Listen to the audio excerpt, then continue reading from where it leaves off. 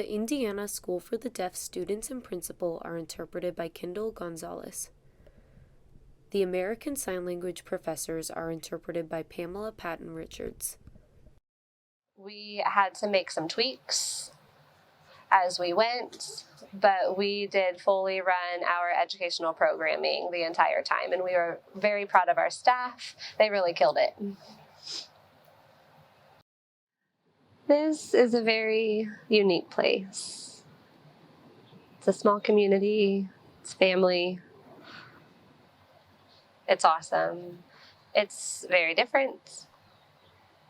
It's the only deaf school in the state of Indiana for deaf education, and I'm lucky enough to be principal here.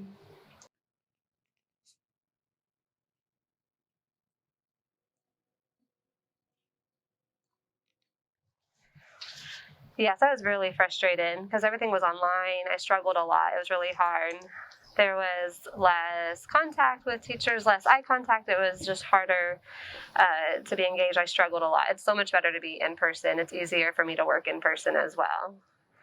And the concept is like, for a hearing person, you use your tone of voice, and you can hear if the other person's mad or upset, sarcastic, and we can see that and understand that with facial expressions. And it is grammar. There's grammatical things that are on the face. It would be nice if I could ask the person to take their mask down, so that way I could lip read or try to see what they're saying, but people don't understand what it's like being deaf or what we need. Sometimes, with the masks, like I didn't even know that people were talking because I couldn't see their mouth. And then it would hit me that they were talking to me. So I'm like, oh, sorry, I couldn't hear you, I'm deaf, and then could respond.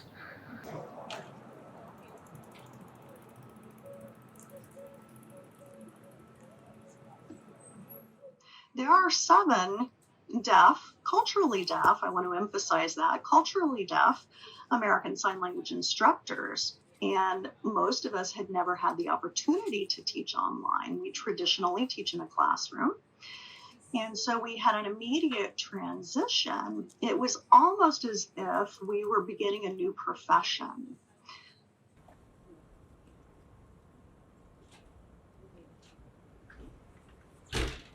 We've learned to make the best out of the situation.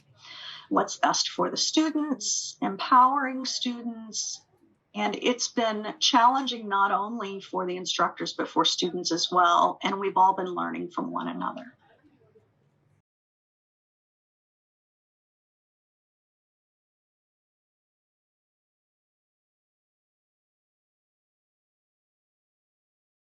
People are human, regardless of the color of their skin, whether they're deaf, hearing, blind, what have you. And so all of us as human beings have been affected by COVID on different levels, and the same applies to deaf people.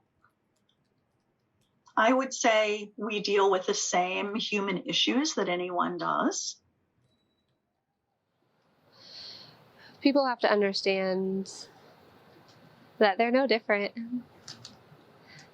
The only difference is that they can't hear. That's absolutely it.